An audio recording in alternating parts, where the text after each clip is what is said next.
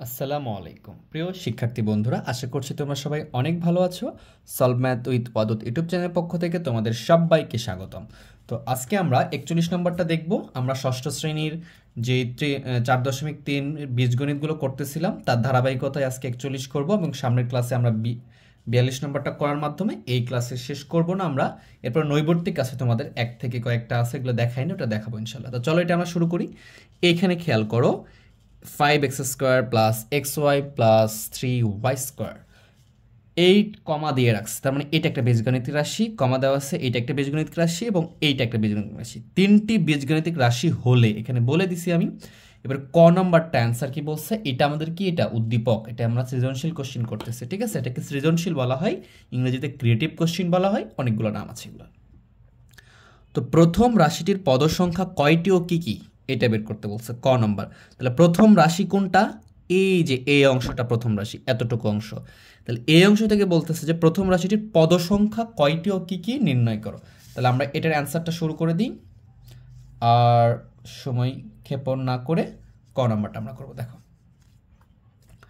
তো ক নম্বরটাতে প্রথম রাশিটির পদ সংখ্যা কয়টি ও কি কি এটা করতে বলছে। তাহলে আমরা এখানে দেখতে পাচ্ছি যে প্রথম রাশিটির পদ সংখ্যা, তাহলে আগে উঠিয়ে ফেলি প্রথম রাশি কি দেওয়া আছে। তাহলে আমি লিখলাম যে প্রথম রাশি, তারপরে আমরা স্টেপ বাই স্টেপ বোঝার চেষ্টা করব। এই বিষয়গুলো কিন্তু আমরা 4.1-এ পরিপূর্ণটা শিখে আসছি। যদি তোমরা ওটাতে কিছু ঘাটতি থেকে থাকে বা ক্লাসগুলো করে না থাকো, আমি ডেসক্রিপশন বক্সে লিঙ্ক দিয়ে দিচ্ছি, তোমরা করে নিবা। আর এই বীজগণিতের প্লেলিস্টেও তোমরা পেয়ে যাবা, ষষ্ঠ শ্রেণীর যে প্লেলিস্ট সেখানেও ভিডিওগুলো পেয়ে যাবা। তাহলে এখানে দেওয়া আছে 5x square plus x y plus 3y square. যারা ওই ক্লাসগুলো করছো তারা নিঃসন্দেহে বলতে পারতেছো যে এখানে পদ সংখ্যা কয়টি। আমরা বলছিলাম এই যোগ এবং এই যোগ এবং বিয়োগ ক্রিয়াসূচক চিহ্ন, যে কটা যোগ বিয়োগ চিহ্ন থাকবে তার সাথে এক যোগ করে পদ সংখ্যা হবে। তার মানে এখানে দেখো যোগ একটা দুইটা, তাহলে ক্রিয়াসূচক চিহ্ন কয়টা আছে, দুইটা, তাহলে পদ সংখ্যা কয়টা আছে, তিনটা। এইটা একটা পদ, এটা একটা পদ, এটা একটা পদ, তাহলে পদ সংখ্যা কয়টা, তিনটা। তাহলে আমরা একটা অ্যান্সার শেষ। তাহলে আমরা বলতে পারি যে রাশিটির পদ সংখ্যা তিনটি। রাশিটির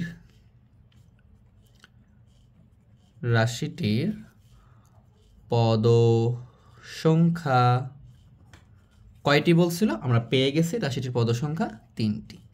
তাহলে এটা একটা অ্যান্সার, আমাদের অ্যান্সার একটা বের হয়ে গেছে।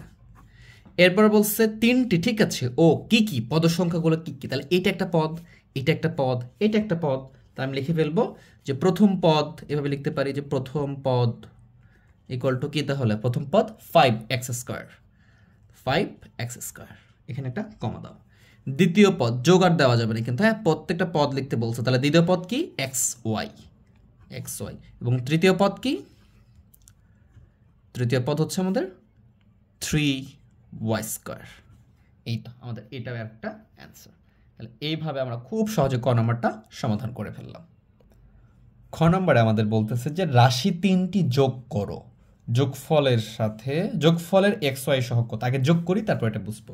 তো রাশি তিনটি যোগ করলে মানে এই যে আমাদের তিনটা রাশি দেওয়া আছে উদ্দীপকে, এটাকে উদ্দীপক বলি আমরা। এই তিনটা রাশি যোগ করতে বলছে, এটা আমরা এই যে 4.3 যোগ করাটা শিখে ফেলছি। তা আমরা যোগ করব কিভাবে, তো যোগ করতে হয় প্রত্যেকটা যেই সদৃশ পদগুলো এইটা নিচে নিচে লিখে এবং চিহ্ন সহ তারপর আমরা যোগ করতে পারবো। যেহেতু এটা ক্রিয়েটিভ কোশ্চেন করতেছি তাহলে আমরা একটু লিখতে পারি এখানে, হ্যাঁ, যে খ নম্বর কি লিখতে পারি, যে সদৃশ পদগুলো,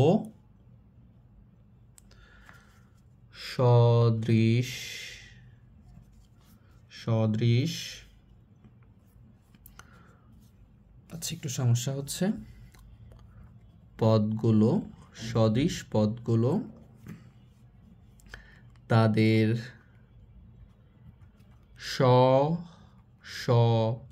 নিচে লিখে পাই, চিহ্ন সহ নিচে লিখে পাই। এটা লিখে ফেলবো আমরা, ঠিক আছে, নিচে লিখে পাই, এটা আমরা লিখে ফেলবো, তাহলে আমাদের জন্য বেস্ট হবে আর কি অ্যান্সারটা। তাহলে এখন দেখো পদগুলো কি কি আছে। এখানে আমরা দেখতে পাচ্ছি প্রথমে আছে 5x square plus x y plus 3y square, তাহলে এটা লিখে ফেলবো আমরা 5x square plus x y plus 3y square. প্রথম পদ তো লিখে ফেলি আমরা, চিহ্ন সহ লিখলাম। দ্বিতীয় পদে দেখো আছে এক্স স্কোয়ার মাইনাস 8xy, এই দুটাই আছে শুধু দ্বিতীয় পদে, দ্বিতীয় রাশিতে। তাহলে এখানে কি আছে এক্স স্কোয়ার, এটা লিখে ফেললাম, মাইনাস 8xy, তাহলে এখানে xy আছে, তাহলে 8xy লিখে ফেললাম। এরপরে ওয়াই স্কোয়ার বলে কিচ্ছু নাই, তার মানে এই টাকাটা কি থাকবে, ফাঁকা থাকবে। তৃতীয় রাশি দেখতেছি y square minus x square, এইটা ভালো করে বুঝতে হবে। ওয়াই স্কোয়ার প্রথমে আছে ওয়াই স্কোয়ার, ওয়াই স্কোয়ার কোথায় আছে আমাদের, এইখানে আছে, এবং এটার চিহ্নটা কিচ্ছু নাই মানে কি প্লাস আছে, তাহলে আমরা প্লাস ওয়াই স্কোয়ার লিখে ফেলবো এখানে, প্লাস ওয়াই স্কোয়ার। নিচে নিচে লিখবো, আমরা লিখছি উপরে, স্ব পদগুলো নিচে নিচে লিখে পাই। এরপর আছে কি দেখো minus x square plus 10xy, তাহলে মাইনাস এক্স স্কোয়ার কোথায়, এই যে x square, minus x square plus 10xy, এই যে 10xy দেখো প্রত্যেকটা নিচে নিচে লিখে ফেলছি। এখন আমরা সুন্দরভাবে এটা যোগ করতে পারবো, ঠিক আছে। যদি যোগ করে দিই তাহলে আমরা দেখতে পাচ্ছি যে এই যে দেখো এই যে ওয়াই স্কোয়ার একটা আর এখানে তিনটার একটা কয়টা হয়, 4টা, তাহলে আমরা 4y স্কোয়ার লিখতে পারি। এইখানে খেয়াল করো এটা প্লাস এক্স 10xy, এটাও প্লাস, তাহলে প্লাস আর প্লাস যোগ হবে, তাহলে 10টা xy, এখানে একটা xy মানে কি একটা xy আছে, তাহলে 10 আর 1 কত 11, এই 11 থেকে 8xy বিয়োগ, তাহলে 11 থেকে 8 বিয়োগ করলে কত হবে 3xy, এবং যেহেতু 11-এর জন্য প্লাস বড়, এই জন্য প্লাস দিব আমরা। এরপরে দেখো minus xy x square plus x square, তাহলে এই দুটো কেটে যাবে, আর এখানে 5x স্কোয়ার ছিল ওটা থেকে যাবে, তাহলে এটাই হচ্ছে আমাদের নির্ণয়ে যোগফল, ঠিক আছে। নির্ণয় যোগফল কি আমাদের এইটাই, তাহলে এটা একটা আমাদের অ্যান্সার, এটা একটা কি, এটা হচ্ছে আমাদের একটা অ্যান্সার। লিখবা নির্ণয় যোগফল, লিখে এটা লিখে অ্যান্সার লিখে ফেলবা, আমি ওটা লিখে দিচ্ছি না, ক্লাসের লেন্থটা এমনি বড় হয়ে যাচ্ছে আমার, তাহলে এই জন্য একটু শর্টকাট করলাম। তাহলে লিখে ফেলবা কি নির্ণয় যোগফল, এইটা লিখে অ্যান্সার লিখবা। এরপরে খেয়াল করো যোগফলের xy এর সহগ কত, তাহলে যোগফল কোনটা, এটা না, এখানে কি xy এর সহগ কোনটা, এই যে xy এর সহগ, তার পাশে যে 3 থাকে এটা হচ্ছে xy এর সহগ, তাহলে আমরা লিখবো যে এবং যে এখানে xy এর সহগ 3, ঠিক আছে, এটা একটা অ্যান্সার। তাহলে একটা হচ্ছে যোগফল, আর তারপরে বলছে xy এর সহগ কত, তাই দেখতেছি xy এর সহগ হচ্ছে কত 3, তাহলে এটা আমাদের একটা অ্যান্সার। আশা করি বিষয়টা বুঝতে পারছো। এখন খেয়াল করো কি বলছে, গ নম্বরে কি দিচ্ছে আমাদের, এই যে দেখো এখানে একটা রাশি দিয়েছে, তার সাথে বিয়োগ করতে বলছে, এটা তার সাথে দিচ্ছে এটা, মানে উপরে যে 3টা বীজগণিতিক রাশি ছিল ওইটাই কি করতে বলছে, বিয়োগ করতে বলছে। তাহলে বিয়োগ করে সরল করো, মানে বিয়োগকেই সরল করতে বলছে, সরল করে মান নির্ণয় করো, এটার আবার মান নির্ণয় করতে বলছে যখন x = 2 y = 1।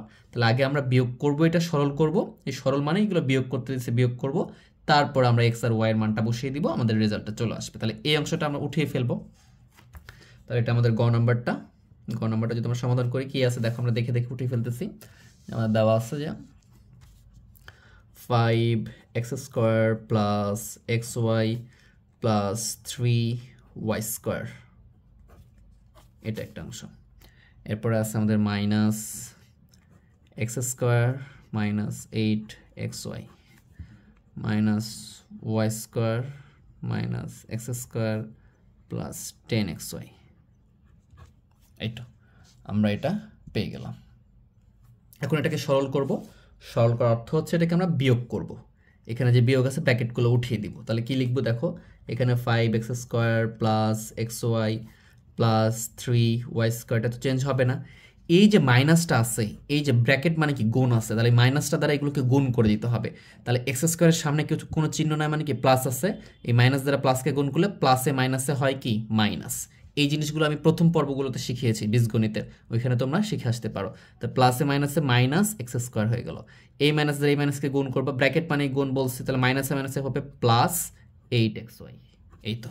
এবার এই মাইনাস দ্বারা গুণ করবো, প্লাস এটা প্লাস আছে, প্লাসে মাইনাসে কি মাইনাস ওয়াই স্কোয়ার, মাইনাসে মাইনাসে plus x square minus 10xy, এই তো। এখন খেয়াল করো এইখানে যেইগুলা এক্স স্কোয়ার 5x স্কোয়ার, এই এক্স স্কোয়ার যেগুলো আছে সেগুলো সদৃশ পদ, এক্স স্কোয়ার এই যে এক্স স্কোয়ার এই যে এক্স স্কোয়ার, এই সদৃশ পদগুলো কি হবে যোগ বিয়োগ হবে, তাহলে এখানে মাইনাস এক্স স্কোয়ার এটা প্লাস এক্স স্কোয়ার কেটে যাবে, তাহলে কি থাকতেছে শুধু 5x স্কোয়ার থাকতেছে, তাহলে এটা লিখে ফেলো।